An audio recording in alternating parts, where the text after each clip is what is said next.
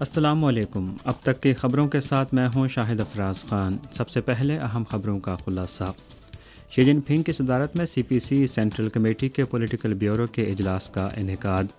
2023 میں قومی معیشت میں بحالی اور بہتری آئی ہے، قومی ادارہ شماریات۔ چین کا قومی خود مختاری اور سمندری حقوق و مفادات کے تحفظ کے لیے قانون پر مبنی اقدامات جاری رکھنے کا عزم۔ اور اب خبریں تفصیل کے ساتھ۔ سی پی سی سینٹرل کمیٹی کے پولیٹیکل بیورو نے 29 فروری کو 14ویں قومی عوامی کانگریس کے دوسرے اجلاس میں ریاستی کونسل کی طرف سے پیش کی جانے والی حکومتی ورک رپورٹ کے مسودے پر تبادلہ خیال کے لیے ایک اجلاس منعقد کیا۔ سی پی سی کی مرکزی کمیٹی کے جنرل سیکرٹری شی جن پنگ نے اجلاس کی صدارت کی۔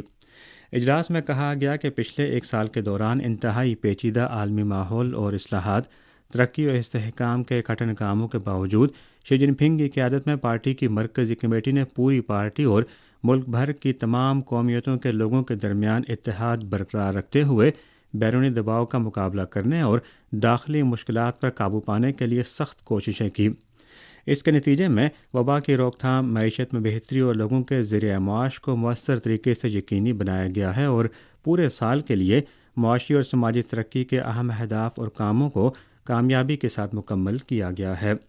اجلاس میں اس بات پر زور دیا گیا کہ رواں سال عوامی جمہوریہ چین کے قیام کی 75ویں سالگرہ ہے اور یہ 14ویں 5 سالہ منصوبے کے اہداف اور مقاصد کے حصول کے لیے ایک اہم سال ہے۔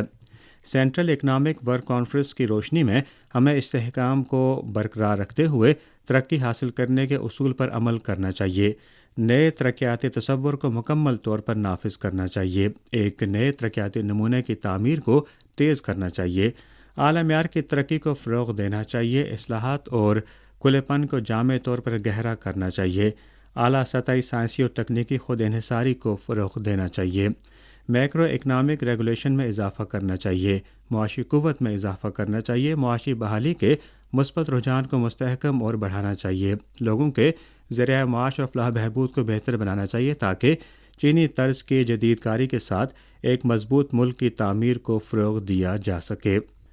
1 مارچ کو شائع ہونے والے چیوشی میگزین کے 5ویں شمارے میں سی پی سی سینٹرل کمیٹی کے جنرل سیکرٹری، صدر مملکت اور مرکزی فوجی کمیشن کے چیئرمین شی جن پنگ کا ایک اہم مضمون شائع ہوگا، جس کا عنوان ہے سی پی پی سی سی کے کام کو مضبوط اور بہتر بنانا اور مشاورتی جمہوریت کی جامع ترقی۔ مضمون میں نشاندہی کی گئی ہے کہ کمیونسٹ پارٹی آف چائنا کی قیادت میں کثیر الجماعتی تعاون اور سیاسی مشاورت کا نظام چین میں ایک بنیادی سیاسی نظام ہے۔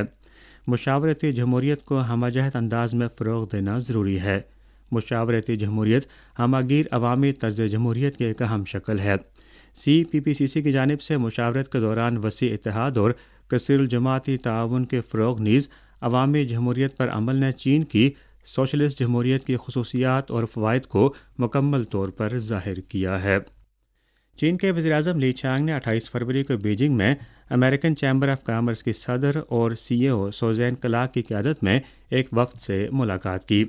لی چانگ نے کہا کہ اس سال چین اور امریکہ کے درمیان سفارتی تعلقات کے قیام کی 45ویں سالگرہ ہے اور چین دونوں سربراہان مملکت کے درمیان طے پانے والے اہم اتفاق رائے پر عمل درآمد اور دو طرفہ تعلقات کی صحت مند اور مستحکم ترقی کو فروغ دینے کے لیے امریکہ کے ساتھ مل کر کام کرنے کا خواہاں ہے۔ انہوں نے کہا کہ چین اور امریکہ کی معیشتیں ایک دوسرے کی کمیوں کو پورا کر سکتی ہیں اور ایک دوسرے کی خوبیوں سے فائدہ اٹھا سکتی ہیں۔ لی چانگ نے مزید کہا کہ دونوں ممالک کے مفادات گہرے طور پر جڑے ہوئے ہیں اور معاشی اور تجارتی تعاون کو مضبوط بنانا دونوں کے لیے فائدہ مند ہے۔ چین کے وزیراعظم نے کہا کہ ہم امریکی کمپنیوں کو چین میں سرمایہ کاری جاری رکھنے، چینی مارکیٹ میں مواقع تلاش کرنے اور ترقی کے مواقع کو ایک ساتھ بانٹنے کے لیے خوش آمدید کہتے ہیں۔ انہوں نے امید ظاہر کی کہ امریکن چیمبر آف کامرس اور انٹرپرینورز دونوں ممالک کے درمیان مزید رابطے اور باہمی افہام و تفہیم کے فروغ میں ایک پل کا کردار ادا کرتے رہیں گے۔ قومی ادارہ شماریات نے 2023 میں عوامی جمہوریہ چین کی قومی معاشی اور سماجی ترقی کا شماریاتی بلیٹن 29 فروری کو جاری کیا۔ ابتدائی اعداد و شمار کے مطابق سالانہ جی ڈی پی 1,26,058.2 بلین یوان تھا، جو پچھلے سال کے مقابلے میں 5.2% زائد ہے۔ حتمی کھپت کے اخراجات نے جی ڈی پی کے نمو کو 4.3% پوائنٹس تک اور مجموعی سرمایہ کی تشکیل نے جی ڈی پی کے نمو کو 1.5% پوائنٹس تک پہنچایا۔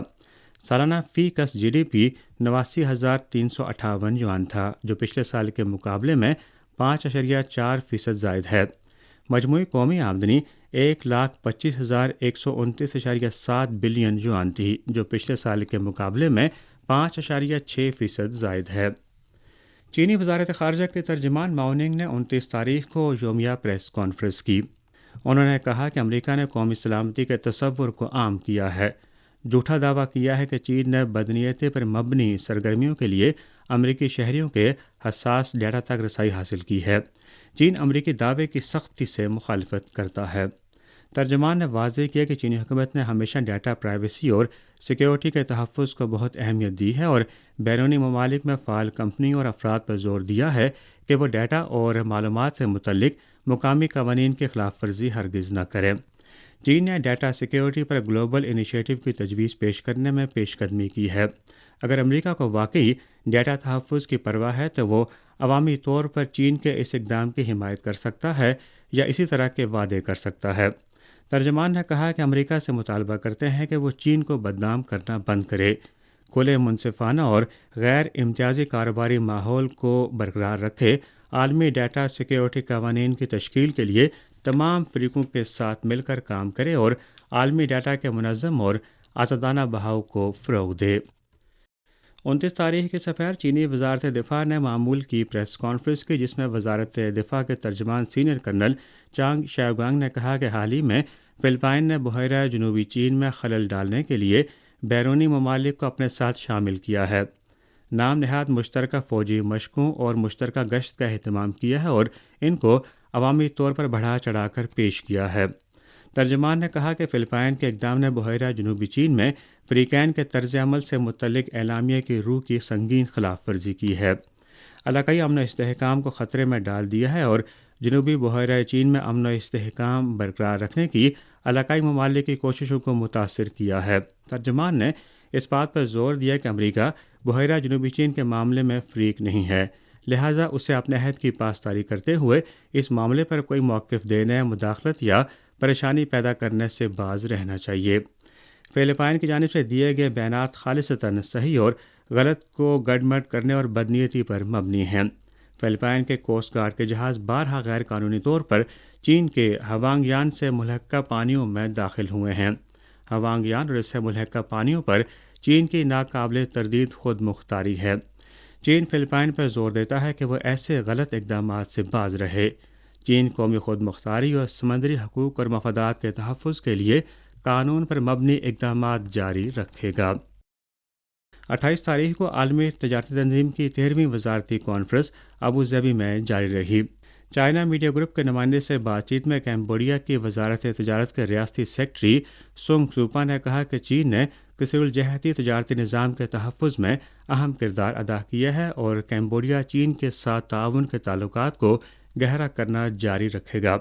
سونگ سوپا نے کہا کہ حالیہ برسوں میں ہم نے علاقائی جامع اقتصادی شراکت داری RCEP پر بات چیت کی ہے، جو خطے میں کثیر الجہتی تجارتی نظام کے لیے مضبوط تعاون ہے، اور چین نے نہ صرف اس پر عمل میں بہت مدد فراہم کی ہے بلکہ ساتھ ہی درآمدی اور برآمدی تجارت کے حوالے سے بھی دنیا کے لیے بہت بڑا تعاون فراہم کیا ہے۔